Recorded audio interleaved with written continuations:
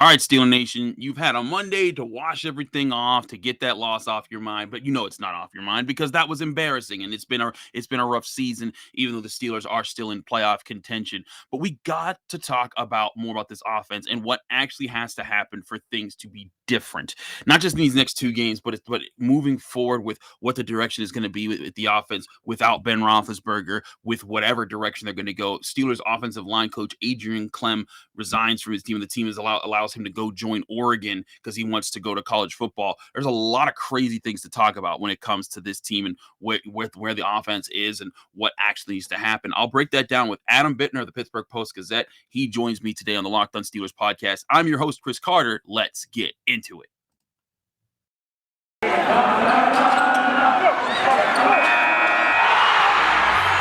You are Locked On Steelers, your daily Pittsburgh Steelers podcast, part of the Locked On Podcast Network, your team every day.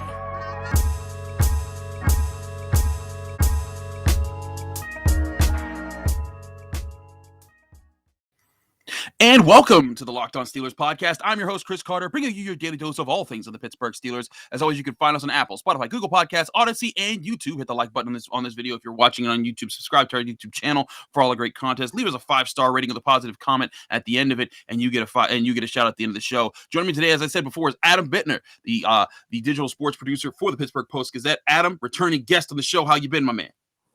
Been great. Moved into a new house and just celebrated the holidays with family. So, excited to get into some more normal football talk now. Well, it's I'd say it's hard to say this is normal for Steelers fans because Steelers fans have been able to rest on, hey, you have Ben Roethlisberger for the last, 16 years, and you have a team that's going to be mostly competitive and not get blown out the way that it has against the Chiefs and the Bengals. But here we are. They sit at 7-7-1.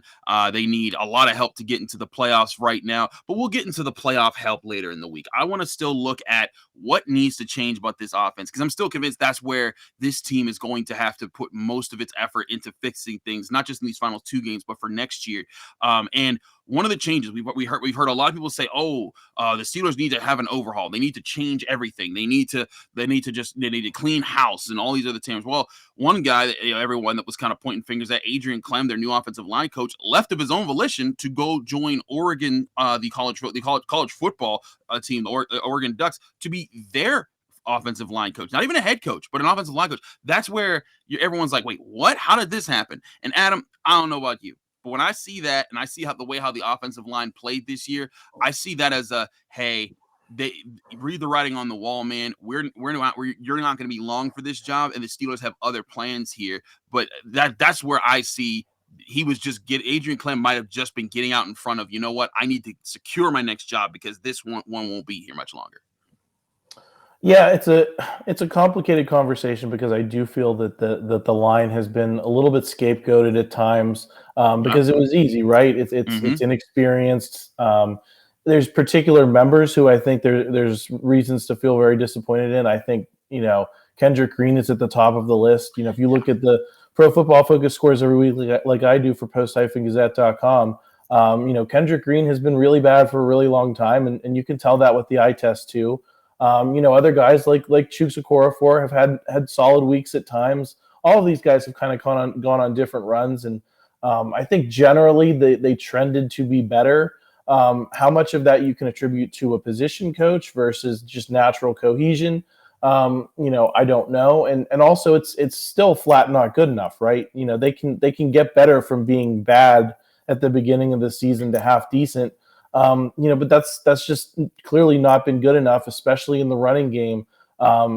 Save for a few moments like the end of that Baltimore game where you really felt like they were getting a push, and it was the type of football that gets you excited. You've still been missing components with the line play. So I think it's hard to pin it all on the line coach. I think the construction of the team and the belief that the Steelers had in the guys that they put on this line also has to be factored into the equation. It's these were deliberate choices. A lot of these guys were here because that's what Kevin Colbert and Mike Tomlin wanted, and so you have to question their judgment as well. But I think starting with an offensive line coach in terms of overhauling things and having some accountability and maybe looking for some fresh ideas is definitely a good start, but I don't think it's going to solve everything either. I mean, it's also definitely not going to solve everything, or even one thing. You have a lot of other things to address.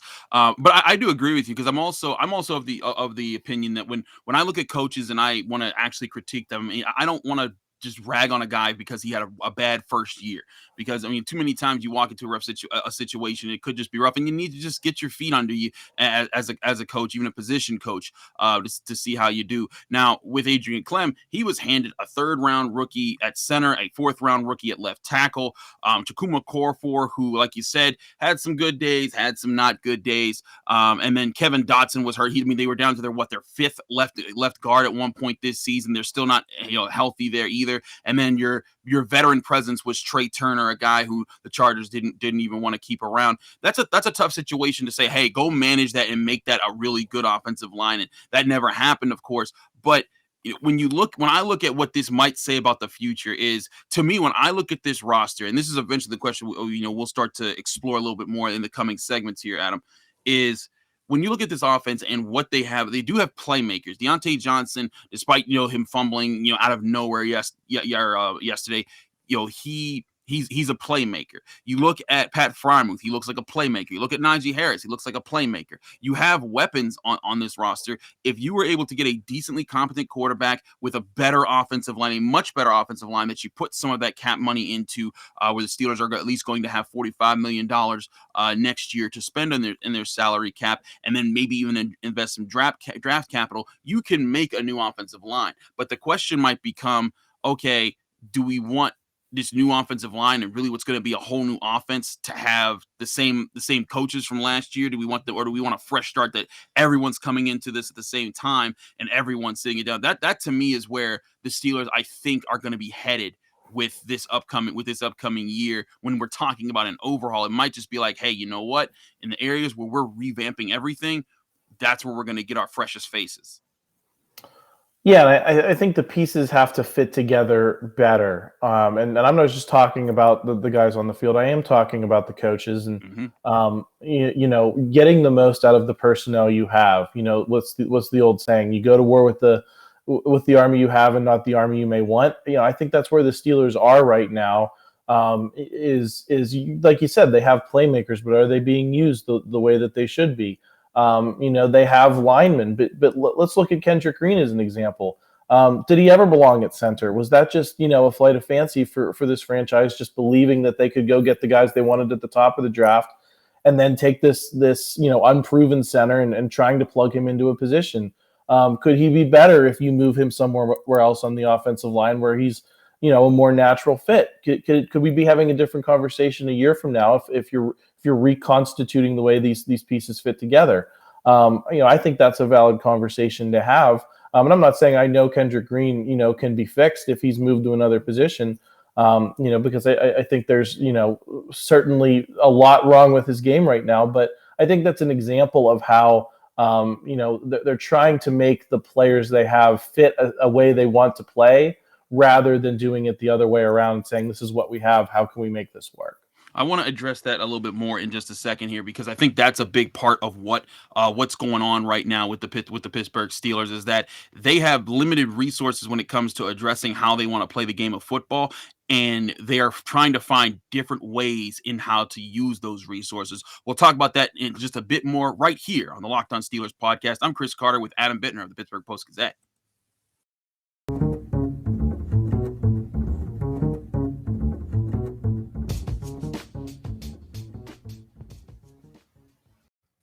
Back here on the Locked On Steelers podcast, I'm Chris Carter with Adam Bittner here. We are continuing our discussion about how the Steelers coaches are using things. Again, Steelers offensive line coach Adrien Klemm has left the team.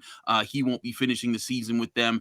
Still an odd move. You don't see that too often with the Pittsburgh Steelers. But again, we look at we talk about repurposing some of the players. And of course, Adam, what you're referring to with Kendrick Green, he was a guard all through college. He played 4 games as center, and they were hoping that they could convert him to center and say, hey, just be this guy and handle his part. But what you saw, there were plenty of times the communication wasn't there as the center, and the center is very important to everything. And the Steelers have maybe the best collection of centers in the history of the NFL when you go team by team when you go back to Mike Webster, Demonte Dawson, Marquise Pouncey down the line, like even Ray Mansfield back in the day. But when you look at how they've tried to handle this situation, it was like an acknowledgement, like, well, hey, we didn't go out and get any guy in the early parts of the draft, so we got this guy in the third round, and we hope that we can make something the best out of this. And they didn't invest in anyone really behind him other than keeping J.C. Hassenauer, bringing back B.J. Finney. Granted, both of them have been hurt for a lot of this season, so that's a major challenge that they face. But still, this was an attempt with Kendrick Green that just hasn't worked out.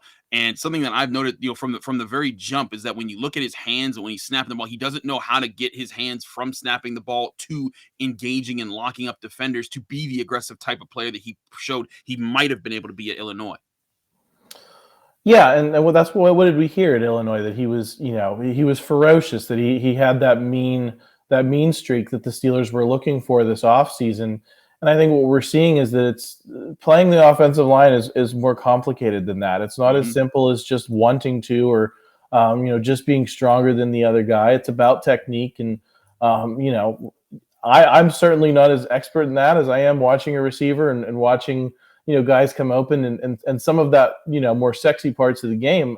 I'm no expert in line play, but I think that's an example of how it's more than what the Steelers made it out to be, and just getting guys, who fit a style. And I think you could make the same argument with Najee Harris. I think we know that he's a power runner. We know that he's talented, and we know that when he's putting him into a position to succeed, he can.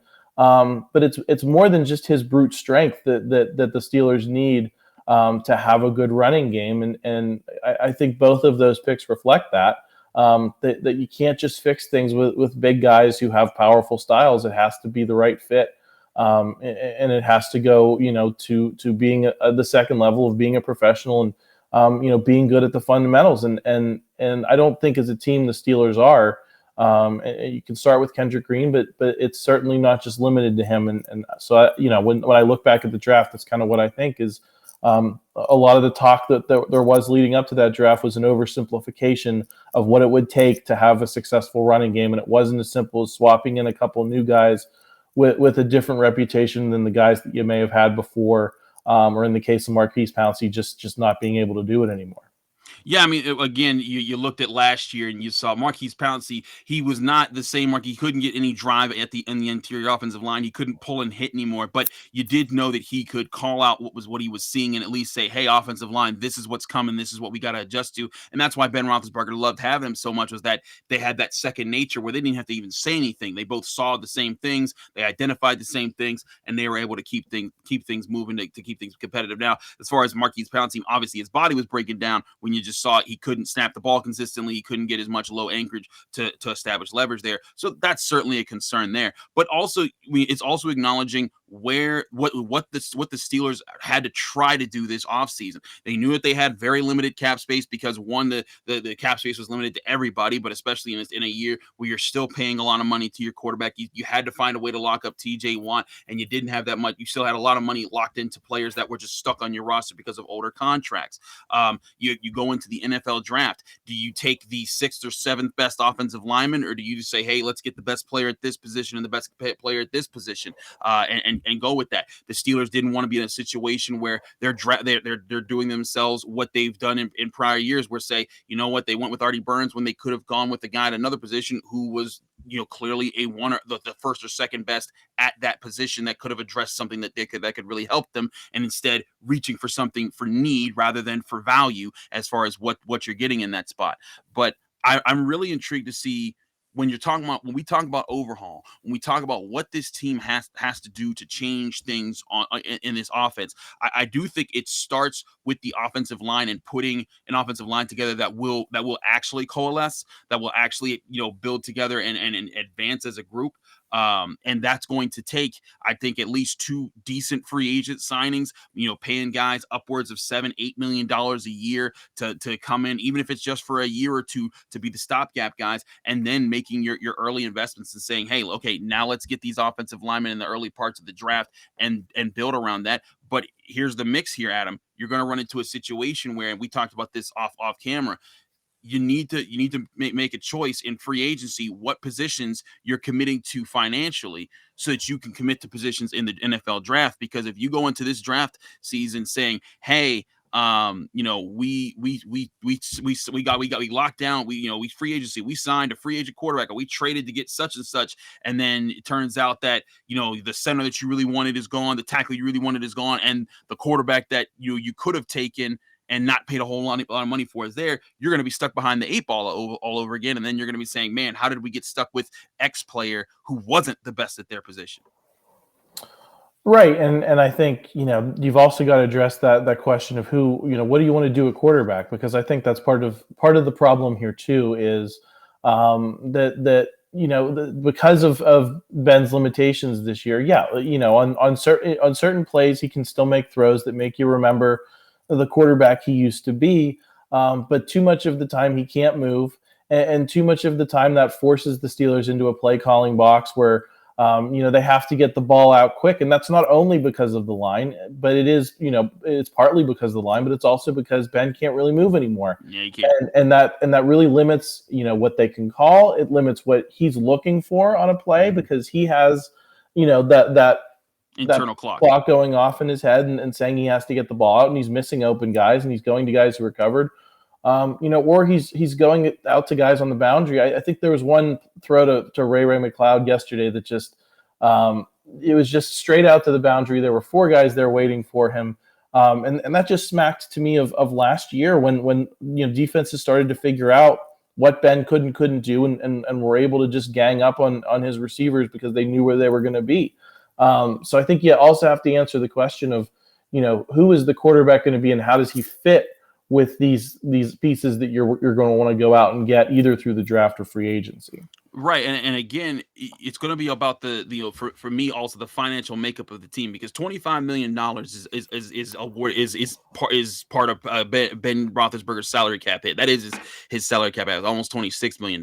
When he's the highest paid player in your team, and the way you construct a roster with your salary cap, those players that are the highest paid players in the team, like TJ Watt will be next year, they need to be the guys that are being ultimate difference makers for you. And Ben Roethlisberger, don't get me wrong, I'm not a guy that bags on Ben Roethlisberger all the time. I've been on this show several times defending him against the Locked On Bengals host, Locked On Ravens, Locked On Browns, anybody that's disparaged him and said, oh, he stinks, he needs this, that, and the third. Like, I'm not saying Ben stinks, but I'm saying at this stage of his career, he's not reading the field. He's not able to do these extra things. He has based his entire career off of being a good instinctual quarterback, and when those instincts of how to read a defense fail him, he's been able to extend a play, use his size, use what mobility he used to have to say, hey, and then have a super powerful arm to be able to fit the ball into several different places that most quarterbacks couldn't fit it into. And the thing is, he can't do that anymore, and he hasn't adapted enough to be the super cerebral quarterback that beats you with his brain and his reads. And I do think that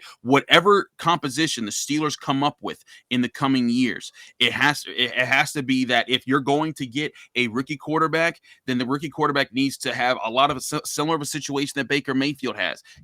A stacked offensive line, a really powerful run game, a couple of weapons that he can trust to throw to, and then you're banking on, hey, defense, go out and win most of the game. We're going to ask this quarterback to do just this amount of stuff while he develops, and if he doesn't develop, then we actually go to get the air and make that investment later when we rebuilt the offensive line. But that's where, to me, where the Steelers overhaul has to be. They have to commit to which part of the offense is going to be the part that they actually build around. And to me, if you go and get the quarterback without reinvesting in at least partially the offensive line, I think you're going to be putting that quarterback in just as rough a situation as Ben Roethlisberger, only he won't have the system he's been around for the last 16 years to cope with that. Yeah, absolutely. And I think that's the problem that you're seeing, is that could you live with a quarterback like Ben Roethlisberger if he was making significantly less and you were able to reinvest the money that he's making, into other players?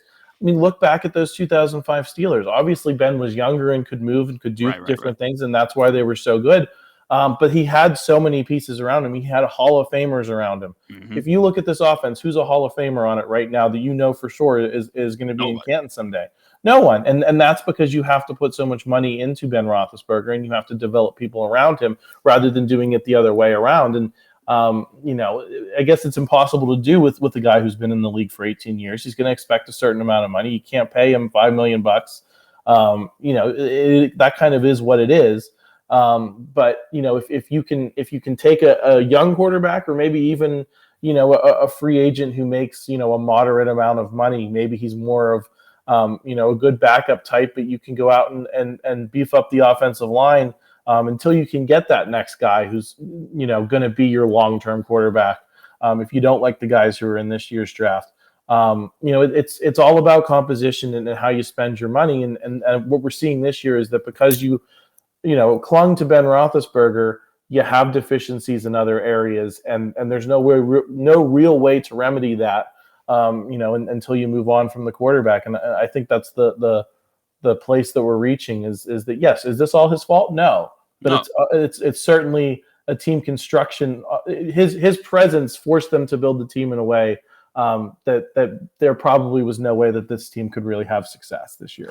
Yeah, I mean, and here's the thing is that with that situation where they were limited in such a way, they're still in the playoff hunt, and they still have beaten multiple teams who are also in the playoff hunt or even in the playoffs. So they have still found a way to win in the most awkward of ways this season.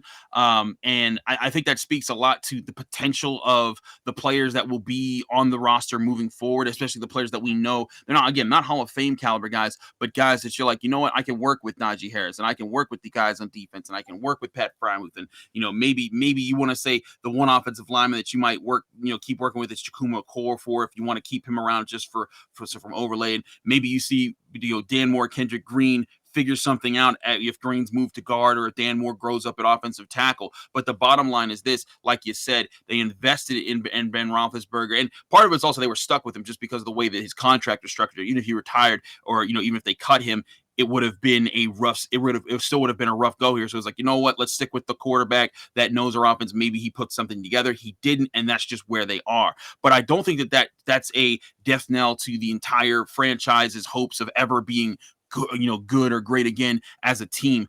We've seen teams rebuild. We've seen teams find new answers on their roster. It just might be that the Steelers need to find it differently than finding the next, heir to Ben Roethlisberger, like everyone wants to find all the time. It's not that simple. There's other things that I want to address with this offense. It's going to be an all offensive show. We're going to talk about that in just a little bit here. So I want to talk more about that with Adam Bittner. But first, I got to tell you guys about betonline.ag.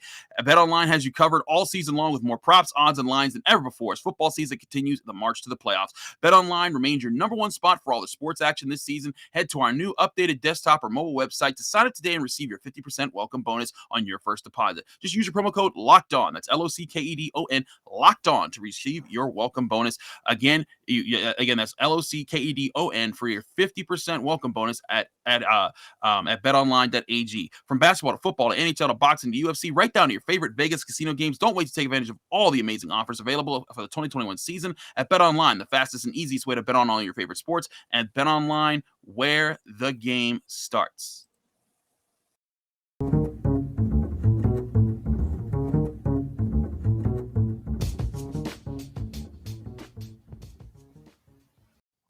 Wrapping things up here on the Locked On Steelers podcast, I'm Chris Carter here with Adam Bittner of the Pittsburgh Post-Gazette. Adam, I want to talk a little bit more about these receivers. I'm not going to harp on the tight end position. I think Pat Frymuth has done a heck of a job for a rookie season. Eric Ebron's been hurt. That's a rough spot. And I even say Zach Gentry has really shown more than I thought he was going to this season with his effort. But a lot of people are questioning, why so much Ray McCloud, and why is Chase Claypool doing this and doing that? I actually thought Chase Claypool actually put in a better effort in this game than he has in other games, and he wasn't pointing afterwards on fourth downs when they need to not be running clock in the fourth quarter. But there's clear just signs of, hey, things have gone a bit awry to what the plans and the hopes for this group. Chase Claypool had a really strong year last year. I believe he had 13 overall touchdowns when you include the playoffs. There was a lot of hope that he could take a step forward. He clearly took a step back. That's not dooming. He can, of course, come back. He can come back this year or next year, like a lot like Diontae Johnson came back this year. But there are inconsistencies there. Diontae Johnson, clearly a better receiver this year, but also he has his letdowns too. He had a fumble out of nowhere in the game on Sunday. He had another drop in the game on Sunday that's come a little bit more on it late at the season. But where do you see as the pieces that maybe like, whoever does come in here at quarterback, this is the wide receiver hope that they can have for next season, it being maybe a little bit better than it has this year? Yeah, I think, part of the issue obviously is you've lost Juju, and I think that affects everyone, because of the things he's able to do. And I think the reason you're seeing so much Ray is that his skill set, limited as it might be, is just what fits with Ben Roethlisberger as he is currently constituted. The short, quick throws, the speed that Ray McCloud has. Obviously, he plays on special teams because he's fast and he can move. And he's quick, and I think that's why he's on the field as well, is because at least in theory, you can get the ball to him and maybe he can do something with it. And that's something that I don't know that we've really seen from Chase Claypool. He's more of a go up and get it guy, a combat catch guy, the kind of guy that you can throw it up and he'll find a way to come down with it. If it's a good throw, and unfortunately, that's just not where Ben is he's not able to consistently throw downfield. And maybe make the best use of Chase Claypool, at this stage of his career. And that's why you're seeing the receiver groups kind of more tailored to what Ben can do. Obviously, Ray McCloud probably is not the best form of what you'd want him to be doing. He's just who the Steelers have, and he's just what they have to deal with, for now, because that's what fits Ben's style. I think that there's guys on this roster, and I would start with Chase Claypool, who might look completely different with a different quarterback. I think Diontae Johnson might even be able to step it up to another gear. Right now, he's a fringe Pro Bowler, but what were they saying about him when he was coming out of Toledo? There were comparisons to Antonio Brown, and I think he's shown that he's not quite Antonio Brown in his prime yet, but he's shown flashes that he can be that guy, and I think it's possibly a matter of fit with him. So. James Washington is another guy that I think is worth talking about because he's fallen so far off the map, and I think he's another one that just doesn't quite fit with Ben at this point. And I say that because I don't necessarily really know what James Washington does well, and that's a problem but when you're dealing with a quarterback who also doesn't do a whole lot of things well, it seems like their games just flat out don't mesh, and I think that's a reason that we haven't seen him. Is because of where Ben is and where he is just doesn't work the way it was supposed to when he was drafted. But Adam, weren't Mason Rudolph and James Washington roommates? Wasn't that was supposed to be a big thing that also worked out? I do agree, because James Washington does bring merit. We've seen him be a playmaker at times, but he's a deep ball guy. He's a guy that's at best when he's 20, well, I wouldn't say just 20, but I'd say 10 to 15 to 20 yards downfield, and you're giving him a chance to go up, catch the ball, take a hit and keep moving. And Ben's just not that person right now. And again, we're not talking, when Adam's talking about Ben's deep ball, he's not saying it has to be a 40-yard bomb down the sideline. Just it's a post pattern. Hit him 15 yards down the middle of the field. Ben just doesn't hit those consistently. He rarely attempts them anymore. And I think that's another part of this offense that severely limits it. When you can't attack the middle parts of the field, that means those linebackers and those safeties, they're a lot more comfortable to be more aggressive and take away different options. And they're also especially aggressive against the run, because they're like, you know what, we're not scared of you throwing to this part of the field because you're not going to do it. So let's go take away the running back and make him a non-factor. Even though Najee Harris, he's been a significant factor in several of the Steelers' wins when you look at what he's been able to bring to the table. I'd say even without him, they might have at least 4 or 5 more losses on their record with the way that they've been playing this year. And you look back at some of the numbers that he put up. But bottom line for me, when I look at this receiving core, I stress this a lot. I won't bury I won't bury Chase Claypool and say that he's not going to get better. He certainly has to grow up as an individual. He certainly has to get, avoid the taunting penalties, avoid the crazy mistakes, stop with the drops. But Diontae Johnson was a drop. Was having all the drop issues last year. He made that a much less problem this year and was one of the more consistent catchers going into about 2 or 3 weeks ago when the drops started to reemerge again. But he had been a much more consistent weapon this year. Chase Claypool can grow just like Diontae Johnson can grow, and Diontae Johnson can grow even more. But I also think another reason you saw Ray McCloud so much, Adam, is because Juju Smith-Schuster was the slot guy for this team. That's why he was brought back, was to be Ben's security blanket. And when he was gone, it's like, all right, well, are these guys really slot guys? I mean, Diontae Johnson could be a slot guy, but then you're losing your shiftiest receiver and your best separation creator outside the numbers, and you need that to open up other things in your offense. I mean, I think a lot of it is circumstantial and unfortunate for what's happened with the Steelers receiving core, but they're in a position where, I think next year they can't really make it part of the overhaul. I think they would behoove them to maybe make sure that Juju Smith-Schuster can come back and be part of the mix for whatever they want to do, unless it depends on what they do with the offensive line and the quarterback position. But I think this is a position where they're going to have to find a way to live with Diontae Johnson, Chase Claypool, and maybe a couple other guys that they either bring back or bring in cheap for free agency or late in the NFL draft. Well, yeah, and I think you can do that with this group as constituted. And I think talking about Juju, there's a reason that Ben wanted him back so badly, and it's because there was the fit there, and they knew that, and his skill set as a slot guy fit with what Ben was able to do. He did the things that Ray McCloud is doing now better than Ray McCloud does them. And that was important, because then if you can cast Ray in the right role and Juju in the right role, then everything starts to work off of that. And then when you lose that guy who Ben really was his security blanket, then the whole offense changes. And I think there's enough here that the right quarterback can come in, the guy who can take advantage of all of these receivers' strengths, can make them look a lot better, can make Chase Claypool look a lot better. I think what we're talking about here is structural. With Chase Claypool, there's definitely room for criticism of his game. I hate that he can't seem to stay on his feet whenever he goes, whenever the ball's thrown his way, he's going to catch the ball and he's going to go down immediately. I hate that about his game. But that doesn't have to be the only thing he can do if you get the right guy to take advantage of his strengths. And I think that's just where we are with this receiving core, is that it could be good enough for someone else.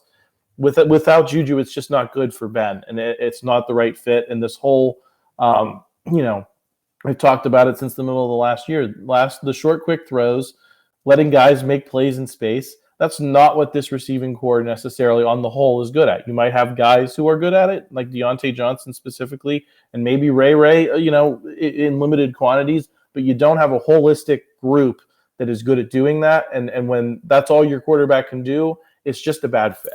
It is a bad fit. Now, I'm going to put you on the spot before we get out of here, Adam.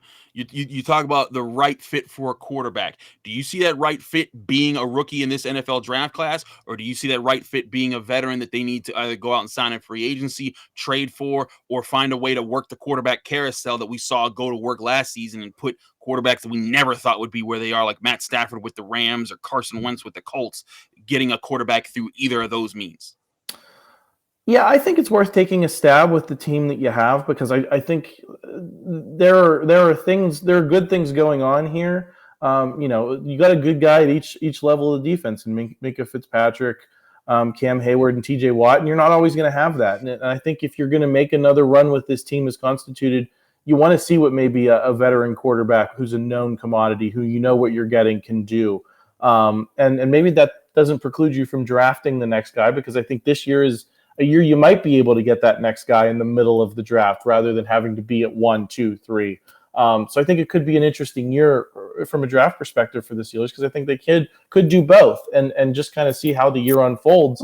Maybe you get a Teddy Bridgewater type, because we've heard a lot about how Mike Tomlin wants a mobile guy, and I think Teddy fits that mold.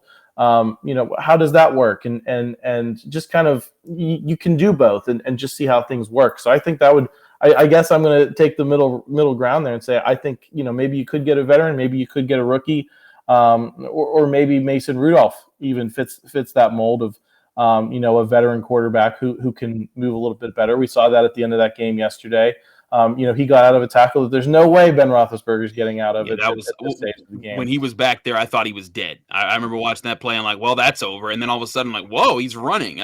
But again, that's the thing. When we talk about mobile quarterbacks, we're not talking about Lamar Jackson. We're not talking about Kyler Murray. We're not talking about what Malik Willis does at the Liberty. We're talking about just being athletic enough for that if there's 10 yards in front of you, I can run and get that as a quarterback. That's what you're talking about. Or scramble. Just scramble. Just move around, being able to extend a play a little bit. That's what we're talking about when it comes to what could be different with the quarterback position. I personally think it should not be Mason Rudolph. He needs to be your career backup or allow him to move on or whatever. But I really think there's a chance that if you get a guy who's athletic enough, that's why I don't think it's like Matt Ryan or one of the older veteran quarterbacks that might be floating around in free agency. I do think you need a younger guy who could be responsible. You say, hey, he's got a good head on his shoulders. He'll make good decisions. And then it's like, hey, we're going to put you in these limited circumstances where you won't be asked to do a ton, but you will be asked to use your athleticism to extend a play here or there. But we won't be asking you to pick apart defenses at some high cerebral level like you're a 10-year veteran at the quarterback position in the NFL. Yeah, well, I think there's certainly guys in this draft that fit that mold, and you can start with Kenny Pickett. I think Sam Howell from North Carolina. You've seen that gear in his game. I think those guys could both be good fits, and maybe like I keep coming back to Teddy Bridgewater. Maybe if you have two guys who can work together, and maybe Teddy mentors Kenny Pickett or something like that. And then if Teddy Bridgewater gets hurt, then you don't have to change your whole offense because Kenny Pickett can theoretically do the same things. There's a lot of possibilities. I think it just all starts with, like you said, you got to be able to move. You got to be able to take advantage of your receiver strengths. And you got to be able to, possibly, depending upon how this line comes together, compensate for its shortcomings. And currently Ben Roethlisberger really can't do any of those things. And I think that's why we are where we are. We'll certainly see how the Steelers are where they are in the upcoming weeks. They got two big divisional opponents. We'll be talking about those matchups as the week goes along. Adam, thanks so much for joining the Locked On Steelers podcast. We appreciate you so much with all your time and you being a recurring guest. Let people know they can find you, follow you, and get more of your work. Yeah, I'm on Twitter. You see it down here. I'm on Twitter at Fujimaster24. You can also find all my work at post-gazette.com alongside all of our Steelers writers, Brian Batko, Ray Fittipaldo, Jerry Dulac. They do a great job covering the team day to day. Obviously, we have our columnists, Joe Starkey, Gene Collier, Ron Cook, and Paul Zeiss. Check out everything they're doing too. We're gonna run through the tape here and make sure we're giving you the best coverage we can through the end of the season. So check it out and please consider subscribing because that definitely helps us do the journalism we love to do.